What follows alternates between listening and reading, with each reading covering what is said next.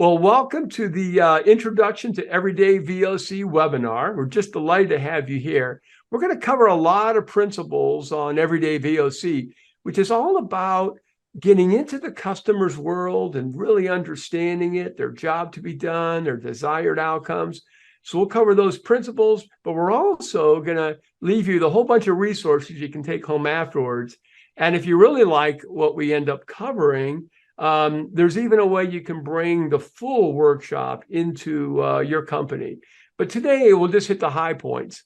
And so what I'd like to do is see if we can get through most of the material, even in maybe 40 minutes, save some time for Q&A afterwards and so forth.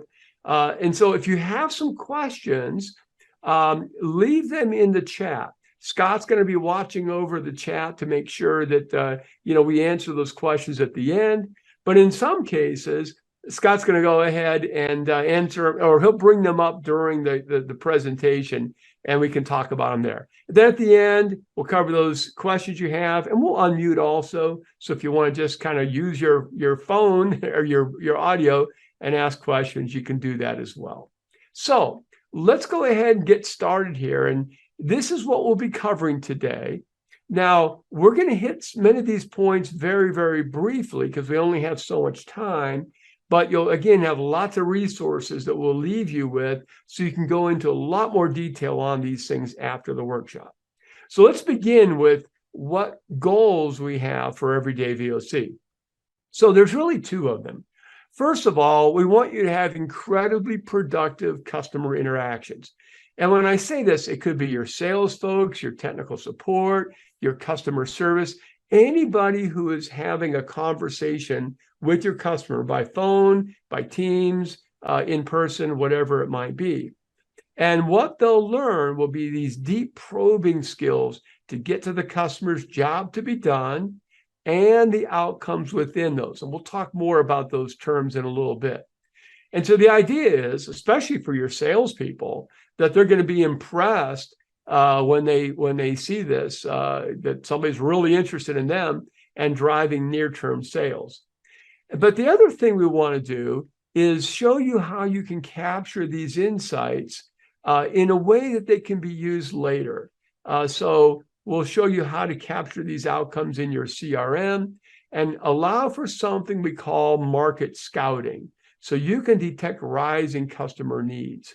So the bonus will be when your salespeople, your tech support, your marketing, your product managers, if everybody has this language and this skill set to understand customer outcomes and make those the unit of customer insight, then the whole culture is going to be more outside in, be very powerful.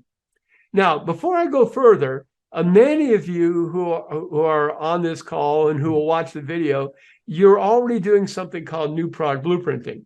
So I just want to spend one slide telling you what this is different or how it's different. New product blueprinting is used for new product development. It's when you've got a specific project you're going forward. It's used in the front end for B2B, and it gives you evidence so you know what the customers want before you go into the lab and push back the frontiers of modern science. So some of it is about making sure we have an attractive market segment. But the main part of these interviews, voice of customer. You get all the customer's outcomes to avoid errors of omission, converge on the important unsatisfied ones to avoid errors of commission, put together kind of this slim business case, we call a market case, but now you've got evidence. So that's blueprinting. We're not going to talk about that anymore now. But the skills that we're going to go over in Everyday VOC came from 18 years of evolving the voice of customer skills and blueprinting. But now we're applying it to everyday use.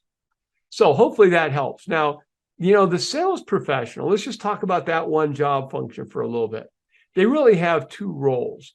I know that's kind of obvious. Thanks for telling us, Dan. One of the roles is selling. And if some of you have read the landmark book from over 30 years ago, you know that the asking of questions is the key to great selling. So this launched the whole consultative selling movement. Let's ask great questions. Now, why does asking great probing lead to great selling? There's really two reasons for this. First of all, if you're the salesperson and you're asking me all about my problems, you're going to do a better job of understanding which color brochure to pull out of your briefcase to tell me about your new offering. And so you'll do a better job in that regard. But I think the big one is this, frankly. I think the big thing is customers love to buy from people who are interested in them. And these questions just say, I'm not here just to sell you what I got. I'm here to really understand your problems and see if I can help you with it. So those are the reasons why this great probing is so successful. But the other role we think the modern sales professionals should have is learning. And so we can develop new products as we learn about their needs. But one of the age-old dilemmas has been, how do we know when to launch that new product development team and their project? And so there's a gentleman at Corning Glass years ago who really helped me. We wrote a white paper on this. So imagine this just for a moment. Imagine you were thinking about glass getting cracked in phone displays. Now, way back when the phones looked like this, if you went to the customers and asked about crack resistance, they go, I don't care. Phone displays are real tiny. As the displays got bigger, they would anticipate and actually have a problem. Now, at some point in time, somebody comes along. In this case, it was Corning with Gorilla Glass. They solved the problem. So here's a dilemma. You launch a new product development team. What if you're way over on the left and they don't have a problem? What if you're way over on the right when they don't have a problem? What you want to do is get here on that sweet spot for innovation. So how do you do this? Your salesforce becomes your early warning system. So what if your salesforce was also a learning force? So that's the second goal we have, is not just selling, but learning. And so here's the cool part. I don't know why, but this just fascinates me. When you are with the customer, asking them about their problems and asking really good probing questions, it could either lead to sales now, or it could lead to sales later. And we don't know until we do the probing. So let's get everybody asking these questions of customers when we're with them. And by the way, when I say probing, there is other training on probing, but this is probing about the customer. It's not probing about, how do you make your price decisions, or who makes the decisions, or how can I negotiate with you? Not that kind of probing. It's all about probing to get into the customer's world, their job to be done, and their desired outcomes. And so we've noticed for years that many companies start with their own ideas. It's very typical in B2B especially. And then some companies think they're doing voice of customer because they take their idea out and say, you do like this, don't you, Mr. Customer? And what we prefer to see is starting with customer outcomes. In fact, that is what new product blueprinting is. But think of this everyday VOC as the highest level. It's market scouting. It's monitoring those markets to look for rising customer needs. Now we can aim our new product development with optimal timing. So that's a little bit about the VOC goals. By the way, Scott, you've been out there doing quite a bit of training, and a lot of it has been at sales meetings. What's your view? Is this a replacement for, or how's this work with normal sales training? Yeah, it's definitely not a replacement for sales training. I guess we could think of two sort of ends of the spectrum. One is sales training, how to be more effective at sales. And then of which a component of that is learning from customers. And the other end might be, think of innovation training, how to understand customers for the purpose of developing new products. Well, what we found, and certainly the requests we've got over the years, is there's really this tremendous need for in the middle, where we want our salespeople to have better conversations with customers. We want them to better bring back customer problems. We want them to better generate things that can ultimately feed marketing or feed development, maybe. But it's just, this really fits between the two. And it's been one of the, as we've talked together, we've been asked for this for a long time. So we eventually figured it out. But I think that's a great point you raised, that it's definitely not a replacement for sales training, but we firmly believe that it will enhance your current sales training, whatever your methodology is. It's a great point. So there's some wonderful sales training programs out there, and account management, negotiating, and all kinds of things, closing the sale. Keep that going. Mm. But then when you really want to get into the customer's world, not just with sales, but all your functions, add this in. So thanks, Scott. That's a great perspective. So what we're going to do, and this is also maybe a little different than typical probing you might have learned in a sales training course, we're going to make the customer's outcome the unit of customer insight. In fact, everybody in your company, they're always going to be pursuing what's the customer outcome. And so let me explain that a little bit more. You know, Theodore Levitt said people don't want the quarter-inch drill, they want the quarter-inch hole, you know. So a solution is the drill bit. Now, the job to be done is the task that the customer is trying to accomplish. And within every job to be done, there are many, many different outcomes. And you can see some of them here that are related to the customer's process or related to the customer's product. But this is a really key concept that we like to teach in this 4-hour workshop. Scott has written a wonderful book called Statue in the Stone on jobs to be done with. How many laws you have in it, Scott? 48. 48 laws. So that's really good. But we find that it's really helpful to understand the customer's job to be done. It's a framework. And then within that, understand those outcomes. So the probing methods we're going to go over will be about eliciting those outcomes. Now, when the customer speaks, they might give an outcome, which is usually obvious, and it's usually stable over time. They might give you a solution, but that's not what you're there for, because there may be better solutions. So you need to understand the underlying outcome, and there could be background. So some of the probing is a little bit of a process. When you hear a background, you know, just say, any problems with that today?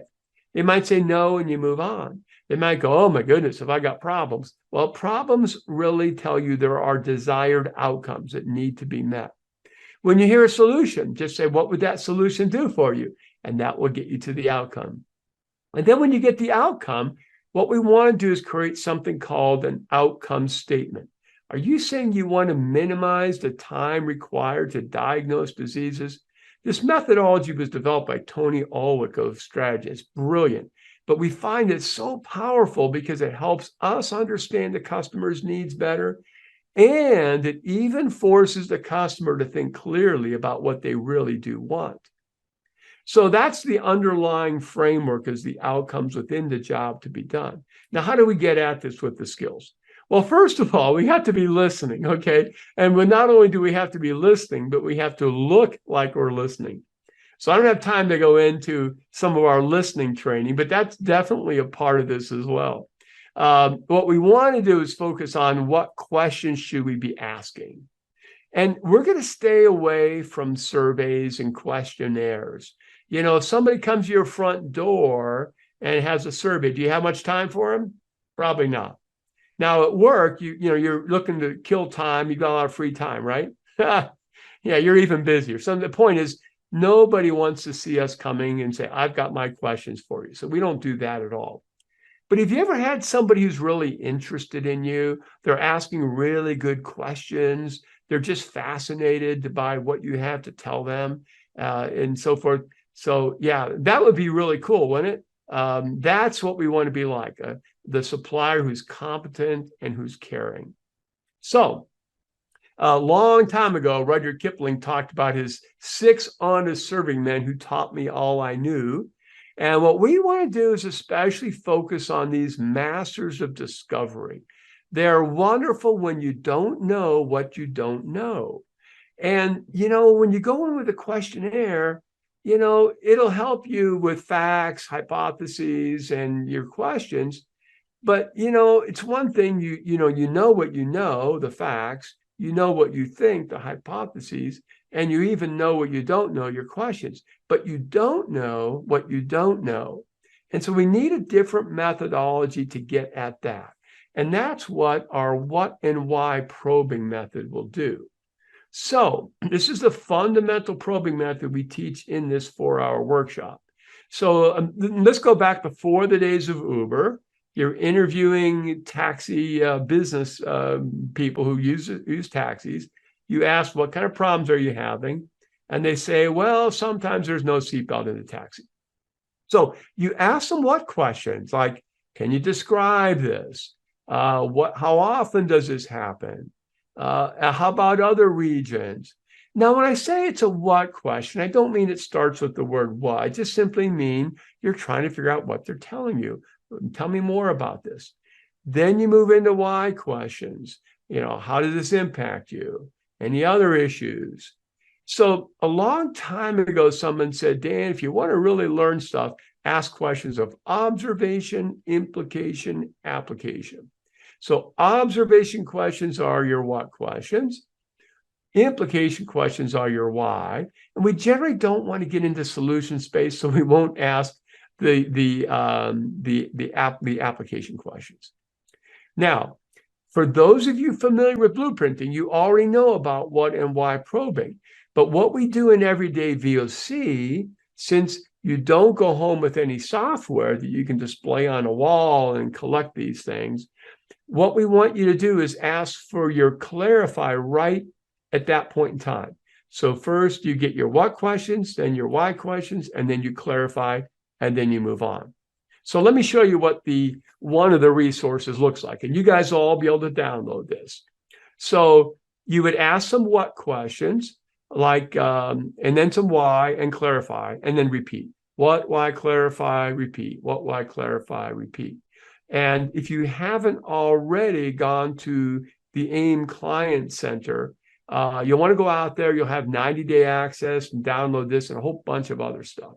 But let's just take a closer look. So if the customer says, oh, I have a problem with this, could you describe this for me? Where does it take place? What equipment's involved? When does this happen? How often does it happen? How long? Now, you don't read these questions off, but they're prompts to give you ideas for good questions to really get into their world. And then you would move into why. Like, well, how does this impact you? And who does this impact? If you think there might be more there, you say, is there anything else I should know about this? Then you create your outcome statement. You clarify.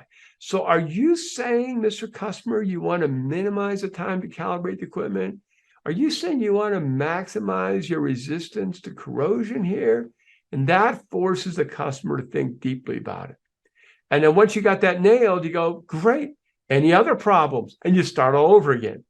It's a very simple approach. What, why, clarify.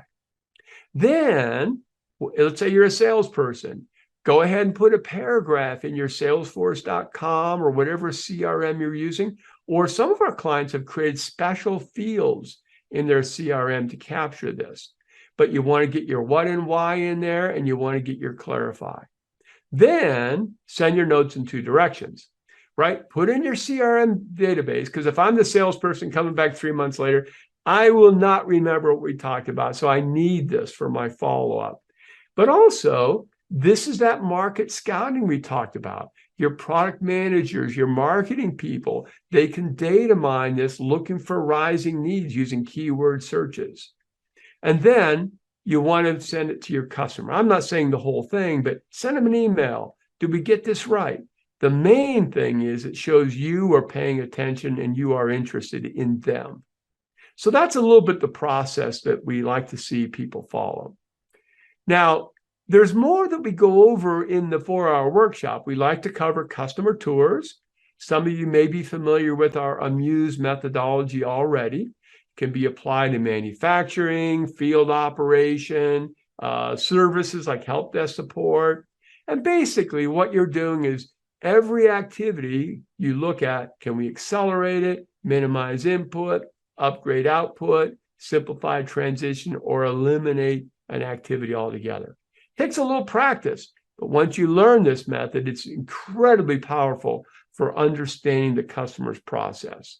Here's a quick example. If you were making power tools and looking at overhead nailing, these might be some of the ways of accelerating, minimizing, and so on that you could be looking to.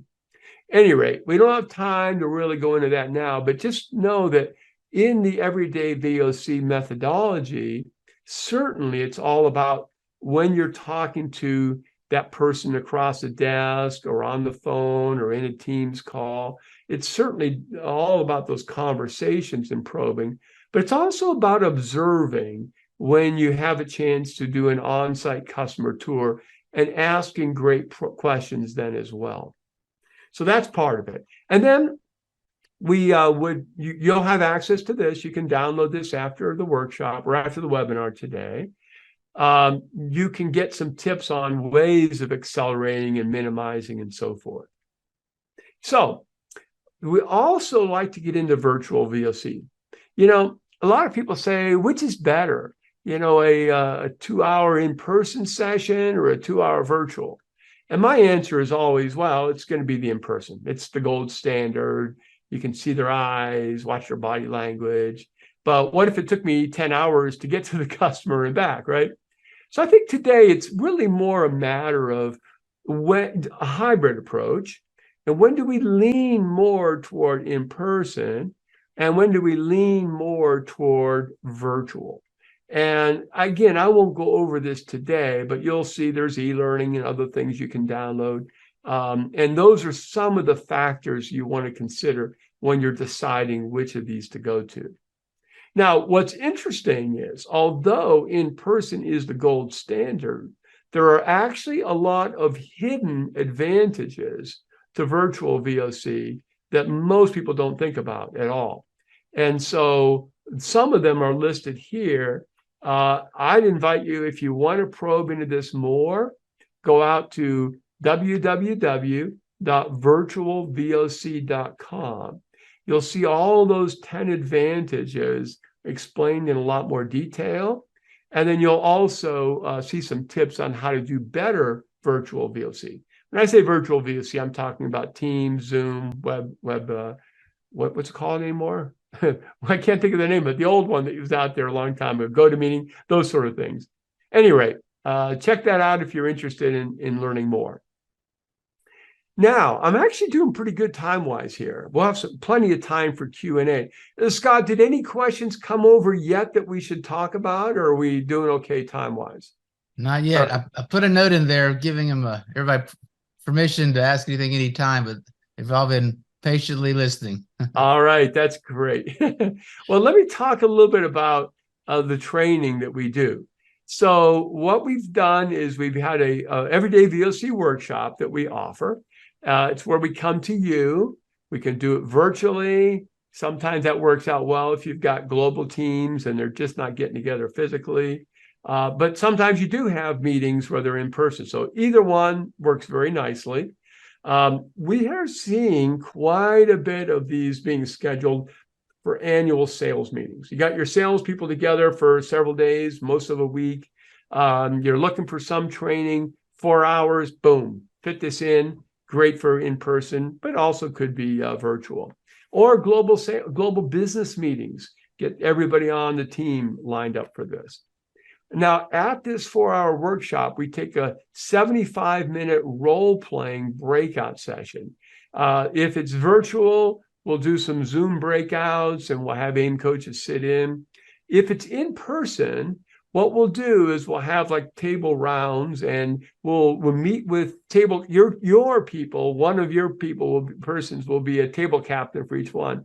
And we'll get them all lined up so they can do this role-playing right during your sales or business meeting.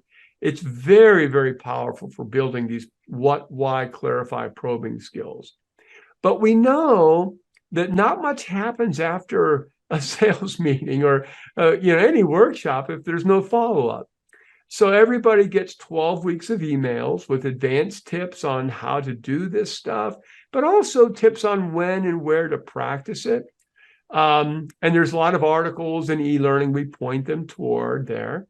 And then what we do is we have AIM coaches join your small groups. You might have groups of 8 to 10 people. And let's say you did the workshop in September. Well, October, November, December, we'd have this a 1-hour session with a bunch of small groups. And that's when the coach joins them. What's working, what's not working, try more of this, try less of that, just to kind of keep this on target. And then everybody gets access to this resource center, which I will show you in a minute. But it does not include software. So if you guys are used to using blueprinting, this is different. You already have a CRM. So use your CRM to load in what you've been learning and data mine that. So you don't need any software from us. Cost is $9,000 and plus $495 per learner. So if you want to dig in a little bit more on this, go to everydayvoctraining.com. So what I'm going to do is I'm going to close this out now by going into those resources a little bit more so you can see what you're going to have. And so that's what everybody who takes the 4-hour workshop gets for a year. But we wanted you all to have 90-day access to this. So you'll see the 12 weekly email reminders coming out. You can dive in here whenever you want at the AIM Client Center. And I'll show you that link again. So let's take a quick tour. And let me stop sharing this and let me go out here. I don't think I did that right. Hang on one second. Oh, here we go. There we go. Let me make sure I am sharing my screen okay. Hopefully you can see the Everyday Voice of Customer Resource Center. And many of you have logged in already. If you haven't already, go to aimclientcenter.com. But here are the resources that are available to you. I'll blow that up a little bit. So the first one is the Everyday VOC Guide. And so this you'll be able to download, print it out, have it right next to your laptop. You can even put it on, maybe you're in a customer visit, put it in your portfolio and give you some tips for probing. And then this is going to seem really weird what I'm going to say, but we actually have some practice sticky notes. So this is from our blueprinting course. And you're saying, wait a minute, Dan, wait a minute. I thought you said there was no software. Well, there really isn't. But here's what we've learned. When you're doing role playing, either in your workshop or in the follow-up sessions, if you can visualize the what, why, clarify, your what responses will go here, your why responses will go here, and your clarify responses will go here. If you can visualize that, it really helps cement the probing methodology. And so we have that for practicing during the workshop and afterwards. The recording is all available. There is a booklet with all the slides. There's, I don't know, it's like 100 slides or something that we go over at the workshop. But also, people who attend the workshop and you for 90 days can go check out our e-learning. So we've got 11 e-learning modules that are out of the blueprinting curriculum that are very, very effective for everyday VOC. We've also got a lot of what we call Blue Help articles that are really good for everyday VOC. So there's like a dozen of these articles. And we know a lot of people aren't going to, jump on that right away and start looking at those. So what we do is we have those, get the right spot here. There we go. What we do is we make those available and remind people when they're getting those 12 e-learning reminders. Okay. All right. So that's there. Whoops. And hang on one second. I want to make sure I'm sharing the correct screen here. 1 second here. All right. Go back. Yeah, there we are. Okay, good. All right. So that's there. Support articles. There's also a lot of blue tools. Remember, I mentioned Amuse, and there's other ones. Those are accessible. And then there's a white paper here. So you will have access to this for 90 days if you want to poke around more on that. Okay. All right, let's go back. Let me go back to where we were, pick up here. And I think that's going to pretty much wrap up what I wanted to cover. We didn't want to take too much of your time. We wanted to make sure that you had a good sense for what this is all about. So what might you want to do with this information? Well, you now have access to that Everyday VOC Center. Just go to aimclientcenter.com. Got that for 90 days. And check out the e-learning, the Blue Help. You'll get those email tips coming at you. Talk to Scott.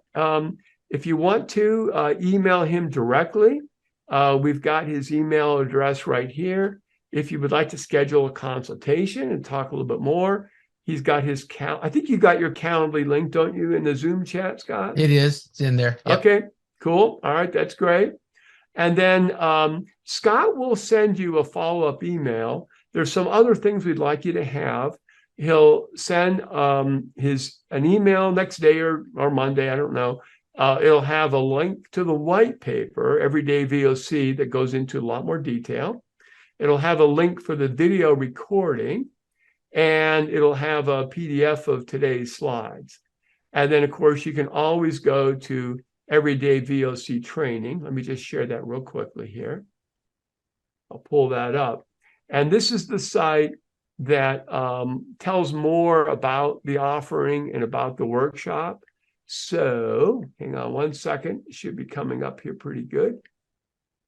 A little slow. Yep, here we are. So if you want to dig in a little bit more, this tells more about what the program is and how it works. It tells a little bit more about the private workshop and the cost associated with that. And also tells you when the next webinar about this is going to be. So if you're listening to the recording and you missed this one, and you want to check out the next one, that'll be October 12th, or tell your friends about it, okay? All right, so that's that. Let me go back here, make sure I'm sharing this okay. And really at this point, gosh, Scott, it's not often that I get done talking even a little bit earlier, is it? But if you have any questions, you could feel free to unmute right now if you'd like, and be glad to entertain them. Or Scott, if you have anything in the chat that you think is worth talking about, or have other thoughts you want to bring in, feel free. There's a question about which book contains all the 48 laws on outcome statements. Yes. And so that's my book, The Statue in the Stone, over my shoulder there. I'll be happy to put the link in the chat. And I promise I did not pay Mauricio to ask that question. Having said that, Mauricio, you'll have a check coming your way. It's a wonderful book. It is outstanding. I strongly recommend it. You know, what we're trying to do with this training, and the reason it's different than just traditional sales training, is we really want to enter the customer's world. And the first step in that is understanding their job to be done. And so mapping that out, really understanding it well, is critical. And then once we understand the job to be done, then understanding all of those outcomes and then capturing those so we have corporate memory. So it really is key, the whole job to be done. Other questions anybody might have, feel free to find your mute button and unmute and just jump right in if you like. We do have some questions. Dan, are you able to see the chat? No, you go ahead and read them off. I'm terrible at that, Scott. All right. As a product manager, sometimes during VOC, there'll be a group of 10 people or more, and it becomes difficult to keep it organized and keep track of all the feedback coming at you. Any advice on trying to keep track of everything and keeping the session less chaotic? Yeah. So this is when the product manager's got 10 or so customers. Is that your? That's what I'm assuming. Yeah. You know, frankly, this is where you probably want to have some visualization, because when you have a lot of people throwing a lot of ideas at the same time, everybody loses track of this. So, you know, you might think about putting up PowerPoint and getting bullet points, or Excel and capturing it. Now, you remember those sticky notes that I showed you earlier? That's what we do in the blueprinting process.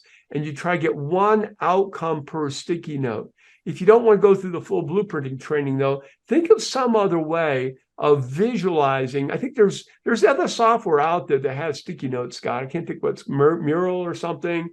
But get some way of visually capturing the notes so the customer can see it. This may seem weird, but if you'll take your notes while the customer is talking and let them visualize it, and then they can see many notes at the same time, that's the best way. It helps you, but it also helps the customer.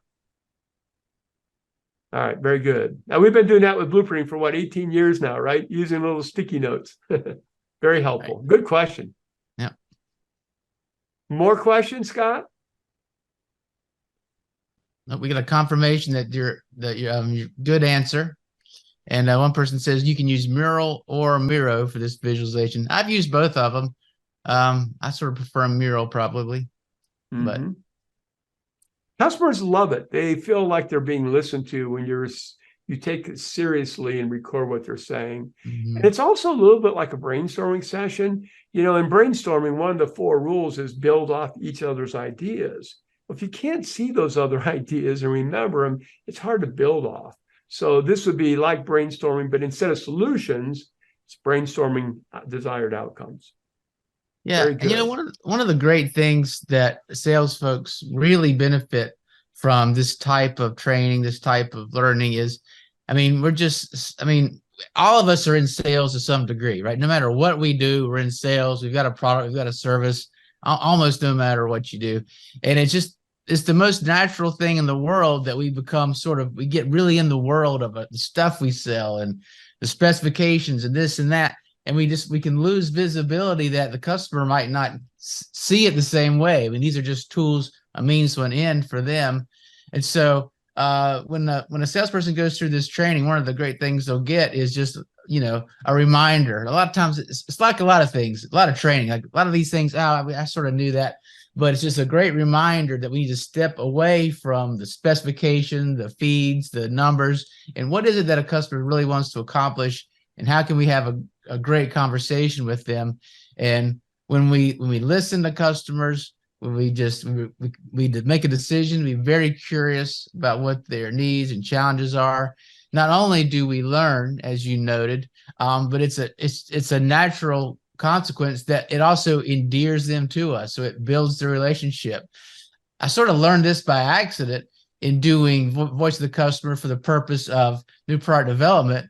Back with John Deere, we would go interview folks at their sites all across the country, and usually these are folks that they're choosing to live in a rural area for a reason, right? They're not, they're sort of more independent minding folks, and it was always a bit awkward walking up, to the house. But after a couple hour conversation, they are like, well, here, can you, here's our email, let us know the next time you're in town. And they've become so endeared to us, more so than we really wanted to be in that conversation. But the lesson is by listening, it really does endear folks to us. And we've got a couple questions that popped in here. Good. We have 2. The first one, any specific tip to make hybrid VOC blueprint sessions more productive? And by this, they mean half on site, half remote. Oh, yeah. Yeah, that's great question. So what you can do is have your salesperson, your sales professional, be there in person, and then you can get your teams meeting going and having your product manager, your marketing, your R&D person back at the home office. If you do that, you really want to use visualization once again. Go with Mural or something like that. And absolutely, let's say you're the salesperson, you get a conference room, 5 of the customers come into the conference room, get there early, set it up with the LCD screen or bring your own projector, that sort of thing. In fact, we even have tips in the Blue tools on what projectors to get. And so get there early, get it all set up, make sure the link's working, and even say to the customer, I want to get there early and make sure I don't waste your time. Okay. Now the customers come in, you've got the web conference going with your technical and your marketing person back at the home office. And then, when you start, you say, I want to capture this visually so that everybody can see this, because sometimes the audio is not good. And then you want to get their outcomes, 1 outcome per sticky note. That's really what you want to accomplish. And it really organizes it well. And it's incredibly powerful because the folks in the back office can hear and see so much. And here's a tip. Who should be the note taker? You might think it's the salesperson, but it's not. Have somebody in the home office remotely be the note taker. That way, everybody will slow down and help the note taker because they're looking up at the LCD screen with the notes being captured. So it's a very natural thing to have the note taker back at the home office, and your salesperson is more like a moderator. So just think about that just for one moment. Here, we have not spent an extra dime of our travel budget, And yet we've incorporated all the people in our company who need to get into the customer's world and understand. And we've impressed the customer that we're really serious about this because of the way we capture it. So it's a really effective way of changing, upgrading your sales visits. We've Hopefully got that another was question helpful. in here. Yeah, I may please. grab this one if that's all right. Please. It says that the most difficult thing with salespeople is getting them to flip their mindset. Needs first, then not solution first. What do you recommend to make them see it this way? And I'm reminded, I was listening to a podcast of a person here, actually local to me, and they had a very interesting training course. They trained business executives to work in very dangerous countries. You think about Iran, Iraq, Afghanistan, places, but they're there for business purposes. But it was training on how to be safe, how to travel, how, manage money, how to be safe. But the question they were asked was, well, do you have any advanced classes? And the answer was no. There are no advanced classes. Everything is fundamentals. Everything is basics. The important thing is to understand the basics and fundamentals. And as I listened to that, I thought, wow, that applies to a lot of things. And I think, certainly you can have advanced things, but I think that's a great perspective for certainly the voice of the customer. The basics are everything. Fundamentals are everything. And so how do we get salespeople to, see needs first, not solution first? I think that's a lot of the reason this course exists. It's a reminder to them. And during the session, we have exercises that are very interactive, in which we get them sort of off the we have examples that are different than the particular business context, but helps them to understand, help see that perspective. And it's the most natural thing in the world. We all become very interested in our technologies. The key word is interested. We become interested in our technologies. We become interested in our products. And we just, all people, not just salespeople, we just naturally lose perspective of what is that customer really trying to accomplish. And so this might not be the most interesting answer, but it's just, we need to just reinforce the idea. And again, with some of our exercises, we let them experience that to a bit. And it's like a lot of things. It's like, what's the best way to, lose weight? Well, you eat less and exercise. It's not the most interesting answer, but it's still the best answer. Scott, that's really a good point. By the way, if there's any trips to Afghanistan, you can feel free to take those. Okay, I'll take the training there. Yeah, but when we first started having salespeople come to the Everyday VOC workshop, we were like, oh, maybe they'll come and say, I already got this. They were highly challenged in the breakouts because although it's fundamental and although this has been known for 35 years, consultative selling, it's not something that most of them are doing on a regular basis. So they need the role playing, they need the reinforcement, and it's pretty exciting. We have people come back very soon after the workshop saying, I've already started selling more because of this, because they were practicing these principles. Good stuff. Other questions? We do. If you're running a global VOC session with a customer, how can you make sure that each outcome statement reflects a given region? Very good. Very good.